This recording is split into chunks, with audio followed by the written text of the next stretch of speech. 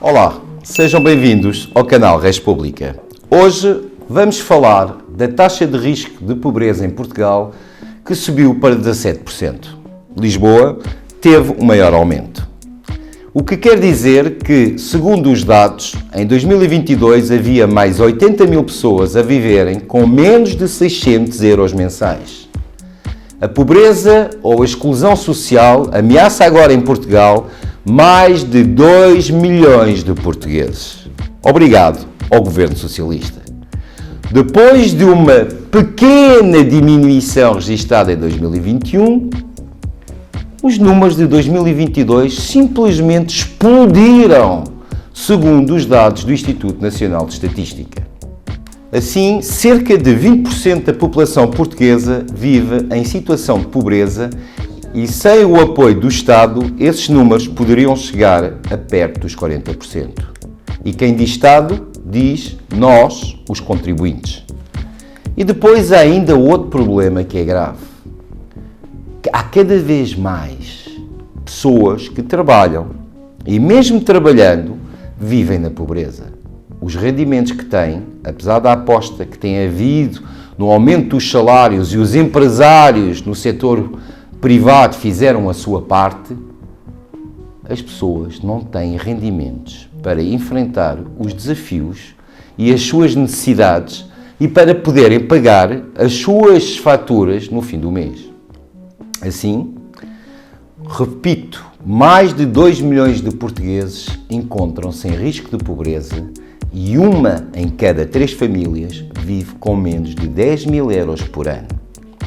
Sem os apoios sociais, como as pensões de velhice ou subsídios de desemprego ou invalidez, quase 4,5 milhões de portugueses viveriam em dificuldades. E pergunto eu, quanto dinheiro recebeu Portugal de fundos europeus desde que entrou na União Europeia? A resposta? Em 36 anos, Portugal recebeu da União Europeia quase 133 mil milhões de euros. Sim, ouviram bem, 133 mil milhões de euros. E ainda não acabou. No total, até 2030, seriam cerca de 50 mil milhões de euros que vão chegar a Portugal vindos de Bruxelas.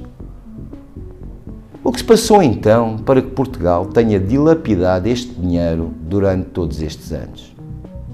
Eu tenho uma pequena ideia. A corrupção em Portugal custa à volta de 20 mil milhões de euros por ano. Sim, por ano, 20 mil milhões de euros. Mais especificamente, em Portugal, os euros perdidos na corrupção são mais de 10 vezes o orçamento para os desempregados, que ronda o 1,8 mil milhões de euros. Este valor é superior a todo o orçamento anual para a saúde no país, que representa, grosso modo, 16 mil milhões de euros, e equivale a cerca de 80% do montante gasto anualmente pelo Governo para cuidar dos idosos. Legalmente, a corrupção corresponde à maior parte das situações de suborno e não é uma definição ampla nem muito inclusiva. Por isso, só é um ato que implica alguém aceitar dinheiro, bens ou vantagens pessoais a troco de beneficiar quem o subornou.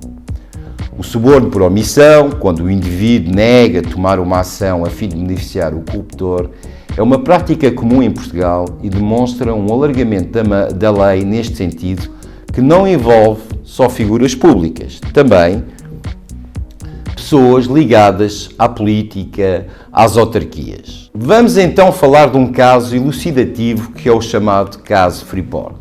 Apesar de terem sido absolvidos arguidos a meio caminho deste processo, o Tribunal em 2012 continua a julgar que havia pagamentos dentro do Ministério do Ambiente e da Administração Pública referindo-se ao ex-primeiro-ministro José Sócrates de ter recebido pagamentos em dinheiro para investir no projeto do centro comercial.